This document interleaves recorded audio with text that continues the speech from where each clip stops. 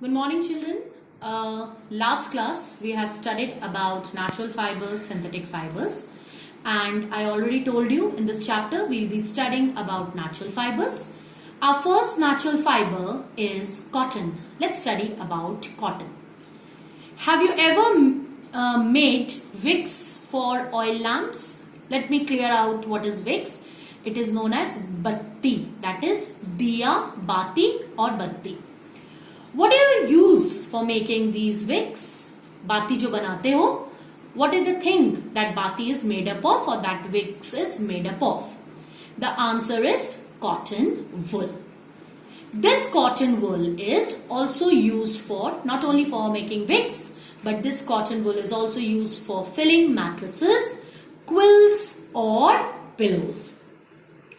Take some cotton wool and pull it apart and look at its edges. Now, the same way as I already told you, whatever fibers you are using, you take the fiber in your hand and start pulling from the edge. You will find the fine thread, which in your earlier classes I told you, that fine thread which is known as yarn. So when you will take out that particular thread, that thread which you are taking from cotton wool, that thread is cotton thread because that yarn is made up of cotton.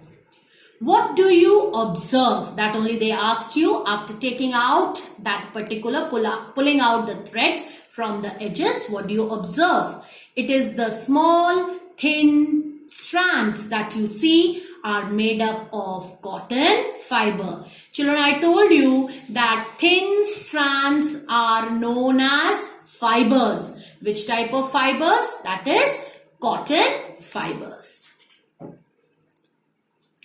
Our next question arises over here. Where does this cotton wool come from?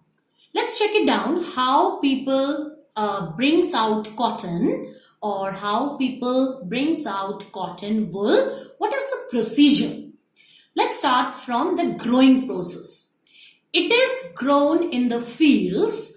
Cotton plants are usually grown at places. This is the requirement of soil. It should be black soil wherever it has been grown. And it is the climate which should be warm climate. Now let's come to the fruit of the cotton plant. The fruits of the cotton plant is known as cotton bolls. So if someone asks you what is a cotton boll, you will say the fruit of the cotton plant is known as cotton bolls. And it is about the size of a lemon. Neebu jisko bolte ho. So a cotton ball is approximately the size of a lemon. Now after the cotton ball, the fruit can be observed in a plant. What happens? It matures, that is, bada hota hai. After maturing, the cotton ball, when it matures, the bolls burst open and the seed covered with cotton fibers can be seen. So now it is the time when the cotton can be removed from the seed. When it bursts open, phat jata hai. And the seeds which is inside, the seeds which has been covered by cotton fibers, that you can see. This is a picture of a cotton boll, children. You have a look over here. This is a field and the plants where cotton bolls, so many cotton bolls you can see. This is the field full of cotton bolls. Just like it seems that a snow has been fallen down. It looks like that. It seems to be like a white snow fallen on the ground. Have you ever seen a cotton field ready for picking? That is this picture, children. It looks like a field covered with snow. From these bolls, cotton is casually picked by hand. Fibers are then separated, which I already told you. Now it is a time to remove the cotton fibers from the seed. So the process of removing or separating the cotton fibers from the seeds is known as ginning. It is done by two methods. by a machine that is known as combing, or earlier it was done by hand. Ginning was traditionally done by hand.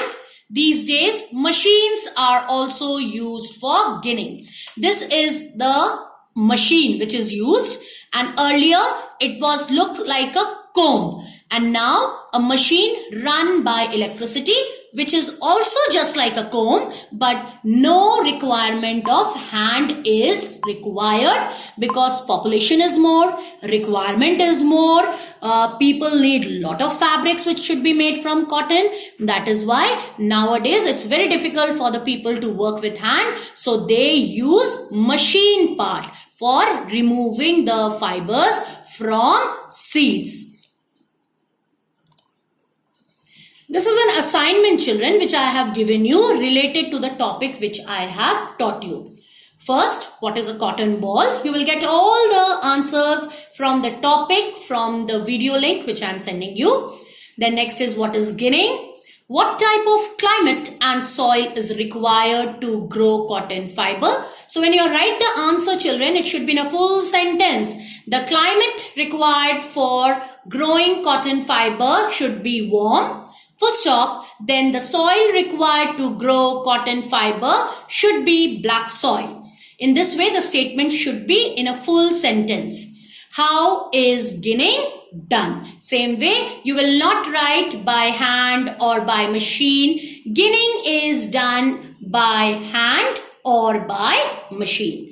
Here I have given a note also. Students are required to complete the above questions in their chemistry copy. Thank you, children. Stay safe and stay at your home.